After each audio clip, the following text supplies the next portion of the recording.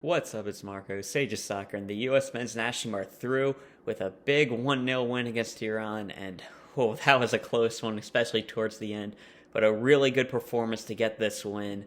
Just the starting lineup was all performed great, good performances all around the team for the first time in a while. Cameron Carter-Vickers came to this team. He had a great game, in my opinion, or just a good game. Iran wasn't attacking too much. He could only do so much as a center back. Thought he was very solid. Tim Ream as well. And most importantly, he didn't pass the ball directly to an opponent, which is a big upgrade on Zimmerman and Long. So, good job there. I really wish we would have had these two center backs play together a bit earlier. You could tell there's a little bit of rust and miscommunication, but the talent level, the talent difference just justified them being on the field. And aside from that, just really good performances all around by the starters.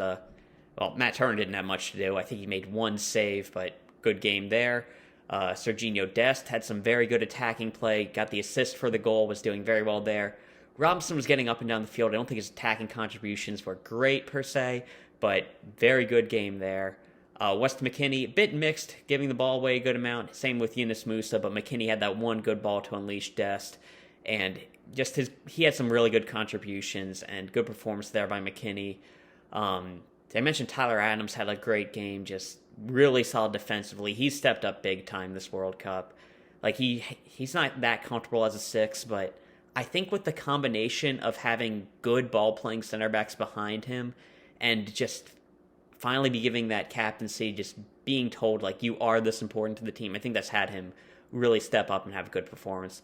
Our attack, Tim Weah probably had his worst game of the tournament, but he was still good. He was getting in some really good positions. Was lacking the end product today that he normally has, but still a very good performance by Weah. Pulisic, great job with the goal. He was always looking dangerous. Man, putting your body on the line to score a goal like that, that's amazing. That's going down in, like, mythos for America. Like, just amazing job there by Pulisic. And I think Josh Sargent probably had the best striker performance by an American in years. Just doing a great job with his hold-up play. He wasn't asked to press that much. I really would have had him press instead of Weah, but just really solid job by him. Really good performance in that first half. In the second half, things got a little bit dicey. We brought on Aaronson for Pulisic instead of Gio Reyna. I think that Aaronson, he was a bit mixed today. A lot of really good plays, some good moments, but I think that he wasn't doing as much pressing as we would have liked him to do, obviously by design. And I think if you just want the attacking element and maybe have somebody who can nick a goal at the end, I probably would have gone with Gio Reyna. But Aaronson, pretty good performance. Haji Wright came on. I think he did some things well, but he's really not as good in the air as Berhalter thinks he is. And, man, towards the end, he really should have just taken the ball to the corner. He almost Michael Bradley'd that. But, I thought he was solid. Then there were 3 substitutions that I think really put us under pressure. Subbing on Kellen Acosta, Walker Zimmerman, and Shaq Moore. Making those substitutions made us switch to a completely defensive game where Iran was just attacking us like crazy.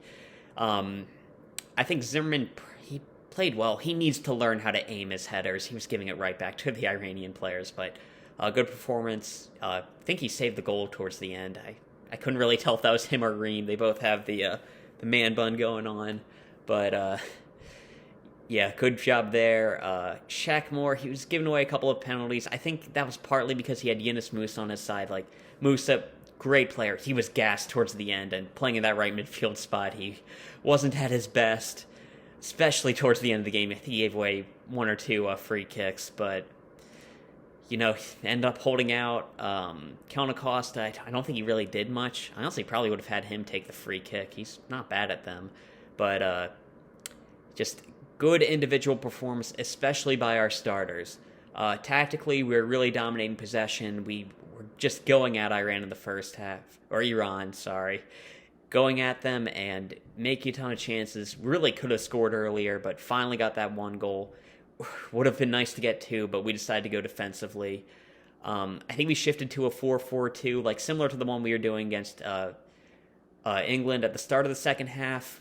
We definitely switched to a 5-4-1 late in the game, which, again, I'm I do like the idea of going, more defensive, like having that in our back pocket. But I think against Iran, like, we didn't need to do that.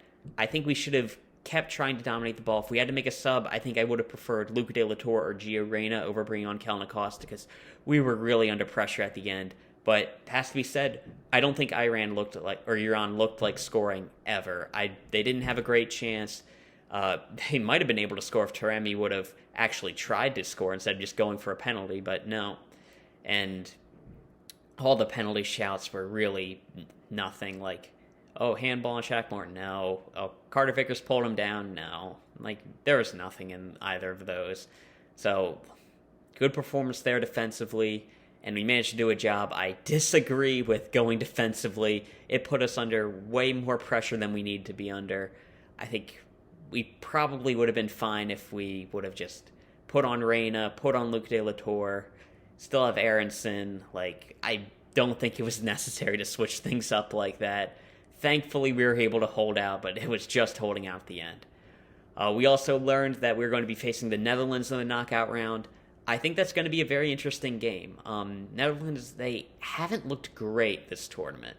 I think that they play a very pragmatic game under Louis van Gaal, and especially against Senegal, he had a really good game plan that I think he got them the best chance of getting a result, but I don't think he gets the best out of his team because he's got a lot of talent there, and a Frankie de Jong, and a Cody Gakpo, who's just been insane this tournament.